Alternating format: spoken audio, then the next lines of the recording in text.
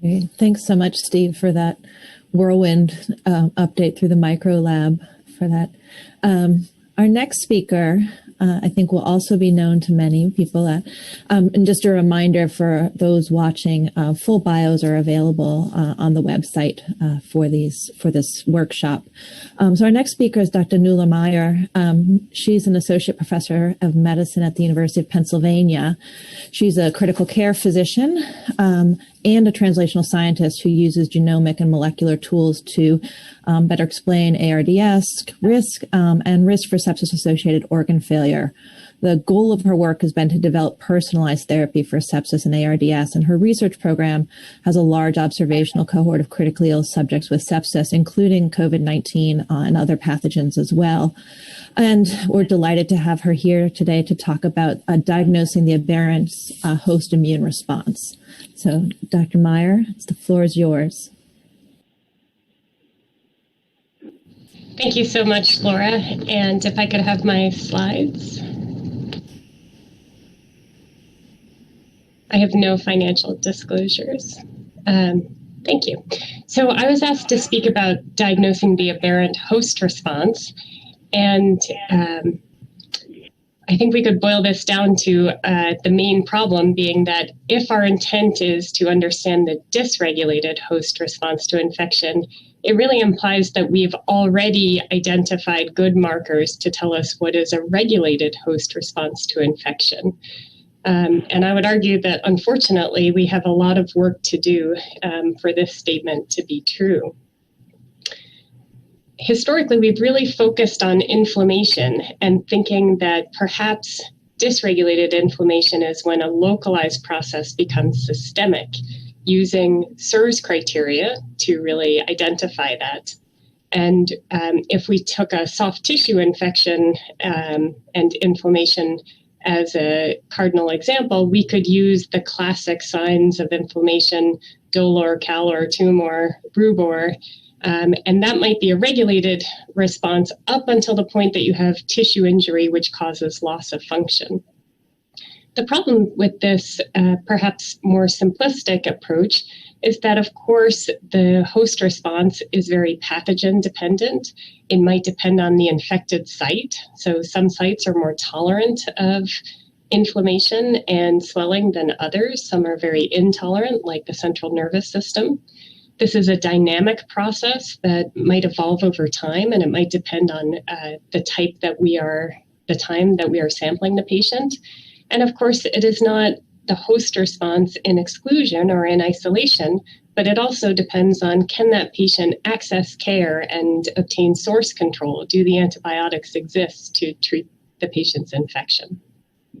If we think about the SIRS criteria themselves, as has already been mentioned in earlier talks, SIRS criteria do associate with mortality, and reliably increasing numbers of SIRS criteria predict a higher mortality.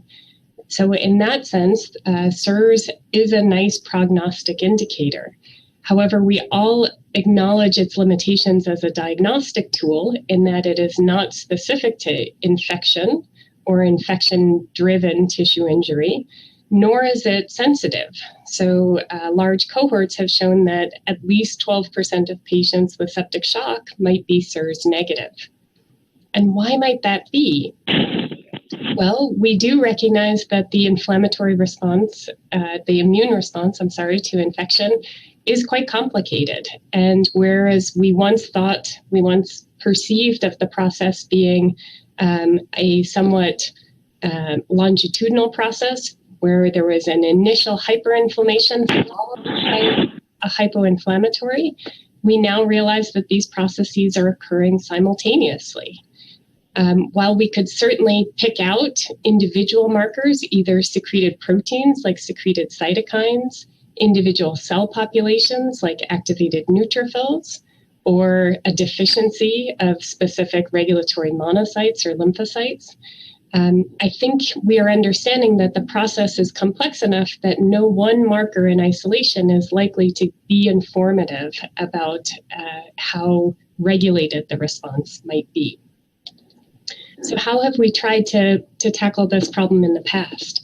Certainly, taking a page from sepsis 3, we could wait to look for that tissue injury that might result in loss of function. But I think we all recognize that perhaps this is too late for us to rely as a diagnostic criterion, and that our ultimate goal would be to prevent loss of function or tissue injury by diagnosing an aberrant process earlier. We could and have used non-specific inflammatory markers. So having lived through our COVID, or being in the midst of our COVID pandemic response, I imagine many of you suddenly had many non-specific inflammatory markers like ferritins and LDHs. And that is great. Again, we have a strong prognostic relationship, but what we don't have is a specific intervention. I don't have a drug that helps ferritin-positive sepsis and yet does not help non-ferritin-positive sepsis at this time. Similarly, with cytokines, going back more than 30 years, we have reliable associations between interleukin-6, interleukin-8, TNF-alpha, interleukin-1, and yet when we have tried specific anti-cytokine therapies, we have yet to move mortality when applied to a broad population. More recently, we have used gene expression or certain, with flow cytometry, certain cell populations and tried to understand better how the immune response is helping. And I feel like these studies, specifically from the UK Gaines group and the Mars group on gene expression, as well as Tim Sweeney's group that he will be presenting next, has really highlighted the importance of immune suppression in the setting of sepsis. And that despite a hyperinflammatory plasma protein or secreted plasma protein response, oftentimes the white cells on a cellular level exhibit signs of immune exhaustion. Along with this, we see lymphopenia, again, a marker that's getting a lot of attention during the COVID pandemic, but lymphopenia has long been recognized in bacterial sepsis as well in the majority of patients on the day of admission. And we have some specific therapies that might augment lymphocyte count, such as recombinant interleukin-7, and yet, unfortunately, to date, this has failed to improve sepsis outcomes. So I think our past solutions have tended to be stuck in the prognostication, but inadequate for diagnosis or for precision therapy. Do we have any success stories? So I would argue that procalcitonin might be an early success. Procalcitonin, of course, is the precursor to calcitonin hormone. But what's interesting about it is that its regulation is quite different in the setting of either bacterial infection or inflammation with specific cytokines. And during that, rather than the healthy situation where essentially all procalcitonin becomes calcitonin and levels of procalcitonin are very low in health, now we start to see in the setting of LPS or certain inflammatory cytokines, different regulation of procalcitonin such that multiple non-thyroid tissues start to produce it, and it's rapidly secreted into the plasma and can be detected. So this has strong operating characteristics for bacteremia and bacterial infection. It's dynamic with treatment, which is really attractive and therefore might be utilized as a response indicator. As a clinician, I think I use it to tell me that maybe I need to rethink my source control if I fail to see the procalcitonin resolve, but it's not perfect. Certainly, it is not specific to infection. It may indicate sterile inflammation. As mentioned, it is not as helpful for COVID as it does not detect viral-driven inflammation. And it has different test performance characteristics for different types of even bacterial infection, such that you would have a different threshold of positivity for bacteremia as for bacterial pneumonia. So where might we go? I would argue that we probably need to integrate larger numbers of data and types of data. And I'll show you an example that our group took to approach the COVID epidemic. This is fairly similar to what Dr. Shankar Hari also presented, with his being added in that he was able to include the protein data, plasma protein.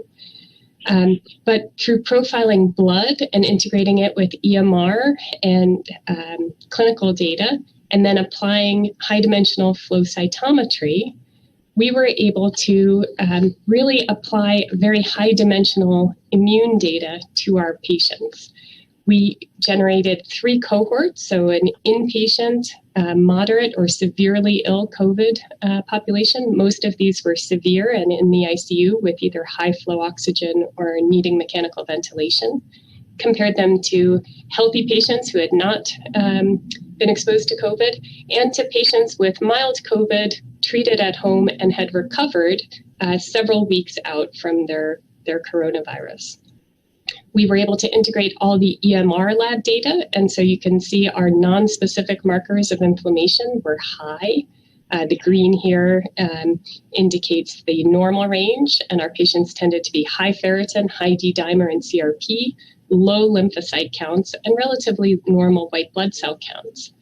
And this is not meant to be seen, but we were able to then do a correlation matrix between severity and all of those clinical features. But more importantly, we could then do high dimensional. I'm sorry, I'll go back one. Could I go back one on the slides? We were able to take our high dimensional immune data and project this into 2-dimensional space using a technique called UMAP, which really nicely separated hospitalized patients from non-hospitalized or healthy donor patients. And more importantly, seemed to suggest that certain immune features in combination might give some clues as to the severity of the course and how patients went on to fare, with some markers from the T cell population being CD8 cells with HLA-DR positive, CD38 positive, activated T cells, high proportion of B cell plasmablasts, and low T helper cells. All of those tended to indicate this immunotype 1, which tended to associate with Apache, scores of organ failure, and death. Interestingly, there was a small proportion of patients, about 10 or 15%, with no B or T cell activation. And these patients tended to do fairly well with much less severe pneumonia. So early stages, and certainly this work needs to be validated and replicated. But if we could do so, you could imagine a biomarker qualification process by which a parsimonious set of immune features might give us some readout of the immune health. And now we could use that within the context of clinical trials to see which treatments impact immunotype, and would we move towards a precision application. Of course, like Dr. Shankar Hari, we would like to integrate lots of different types of data, including that secreted protein response and gene expression, and get to knowing whether these patients do better with steroids or other therapies. And so if we tried to apply this for all types of sepsis, I think we would need to partner with the advanced pathogen detection that Dr. Opal has just reviewed, as it may be that there are certain features that are really pathogen specific, or at least pathogen subtype specific. I think we really need to work harder to define those favorable responses, and this is challenging from a cohort standpoint, as we are often only enrolling the patients who are manifesting what we perceive of as sepsis. So we will have to try to enroll infected patients who are potentially not needing the hospital. We'll need to do integrative analysis. And then I would argue that as we replicate these, we will need to integrate that into clinical trials, which will make trials slightly more cumbersome and definitely more expensive, but I would argue with a very large payoff. And finally, I think the last piece that sepsis research has missed, we need better public relations buy-in. so that our patients understand the importance of this work and are eager to participate in this work. Cancer patients expect to be enrolled in trials, and I think we need a concerted effort to help educate the public that it is in their interest to do the same in sepsis. Thank you. Thanks, Nuala. That was terrific.